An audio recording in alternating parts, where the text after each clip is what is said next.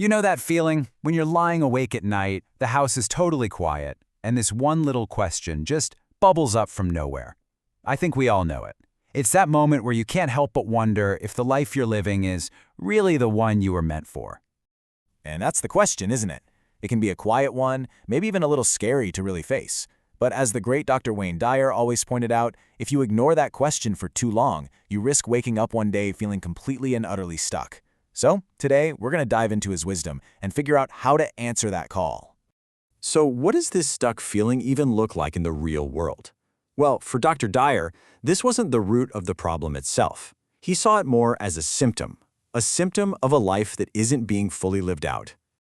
I mean, these things feel so universal, right? Just think about Julie, a caller from one of Dr. Dyer's shows. On paper, she was a success, a lawyer, but she felt totally trapped, hated her work, was drowning in debt, and was terrified to borrow just $10,000 to chase her real passion, which was making clothes for her dog. That right there, that is the stuck feeling in action. And this quote, wow, it just perfectly captures Dr. Dyer's whole philosophy. He truly believed that our external world, even something as huge as a national recession, is a direct reflection of our internal world. If we all, as a group, believe in scarcity and fear, well, that's the reality we end up creating. And you know what? The exact same thing applies to our own personal finances.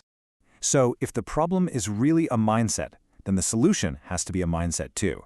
And that leads us to the first huge shift we need to make, changing how we think about money and moving from a mindset of scarcity to one of true abundance.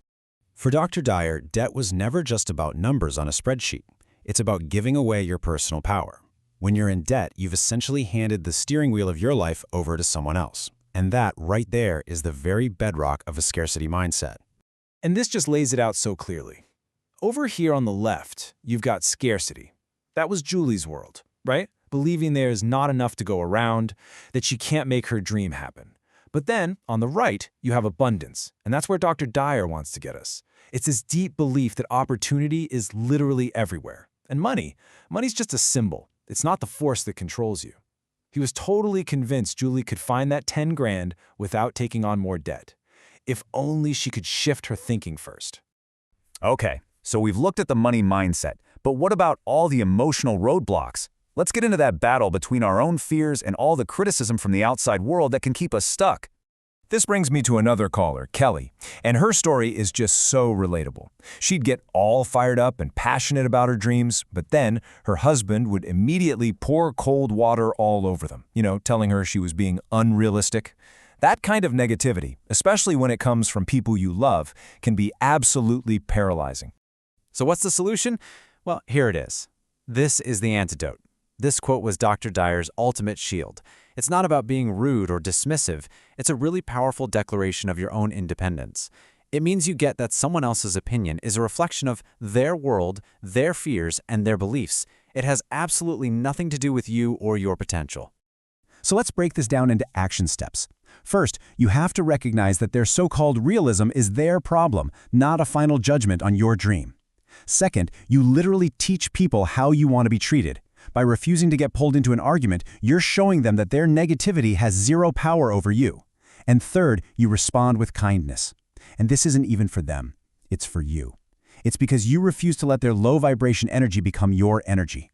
You stay in your own power.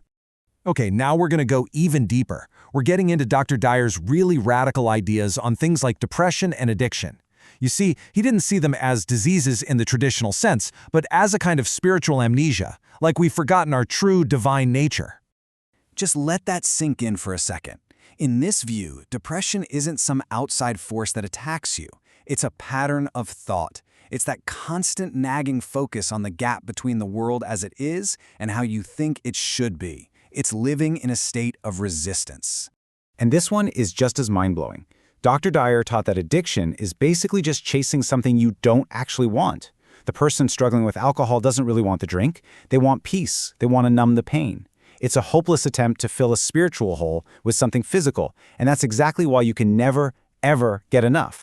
So what's the way out? Well, it's not about fighting the depression or fighting the addiction head-on. It's about remembering. It's about quieting that mind that's at war with itself. Because it's in that silence, in that peace, that we can finally remember our true nature. which is a state of peace and love and well-being. That's our source. All right, let's tie all of this together. We've talked about what holds us back, that feeling of scarcity, fear, and forgetting who we are. Now, let's focus on the destination, living a life that is truly inspired, a life lived on purpose. Dr. Dyer used to share this poem by Mary Oliver all the time, and it's so beautiful. It cuts right through all that noise in our heads about not being worthy or good enough.